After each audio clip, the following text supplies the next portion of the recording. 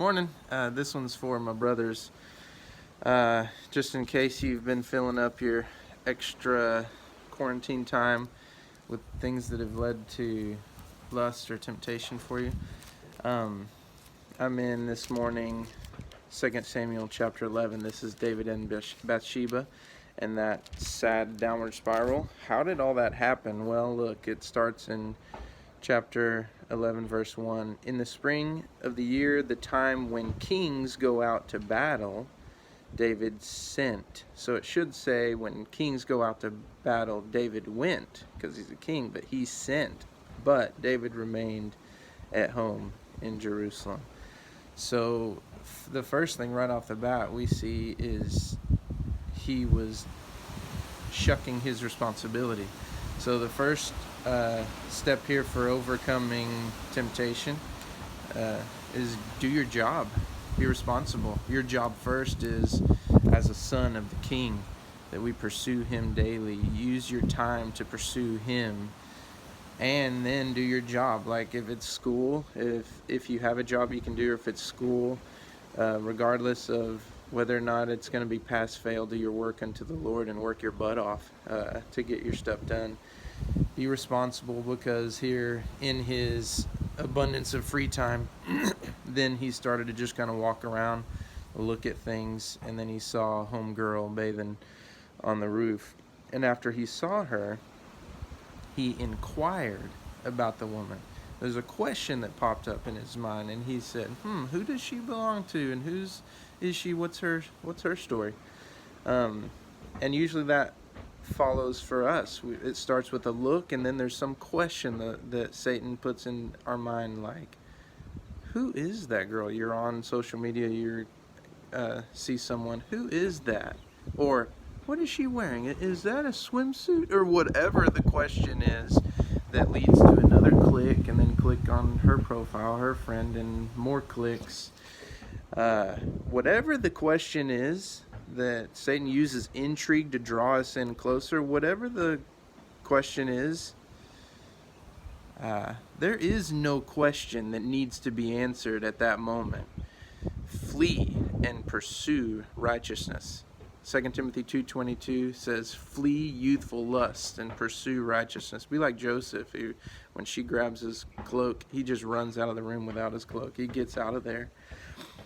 But then for David, he sees Bathsheba, inquires, he brings her to him, and then it leads to adultery. And then begins the cover-up. He calls the husband back from the front line,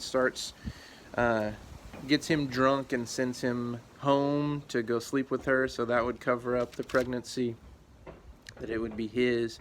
But the cover-up keeps failing, and it's salt in the wound, because what happens is Uriah, it says in verse 13, but he did not go down to his house. He was drunk because David got him drunk. He didn't go down to his house and sleep with his wife. So because he actually was a man of responsibility, he was a man of honor and of self-control, and David had multiple opportunities here to repent and come to his senses and say, this was wrong, I shouldn't have. But instead he escalates the cover-up, and it leads to eventually murder, where he sends him to the front line where the battle is the fiercest.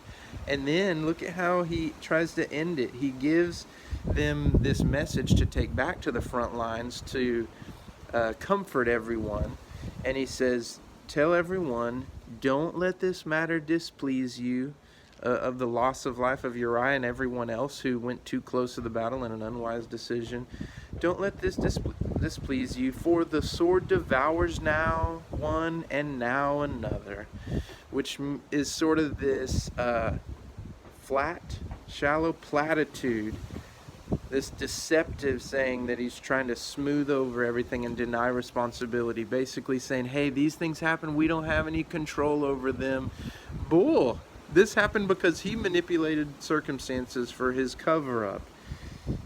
And he's trying to say this happened and we don't have any control over it. This smug, hypocritical lie that he throws out there. The sword devours one today and another day.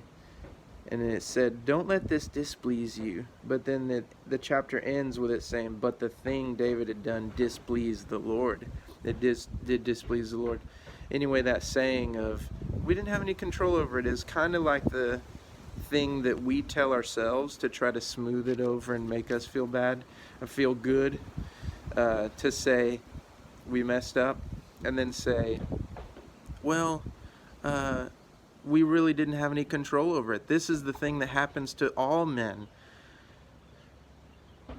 But, and to say this is a thing that is common. But 1 Corinthians 10:13 says, no temptation has overtaken you, but such as is common to man. And God is faithful, who will not allow you to be tempted beyond what you are able, but with the temptation will provide the way of escape also.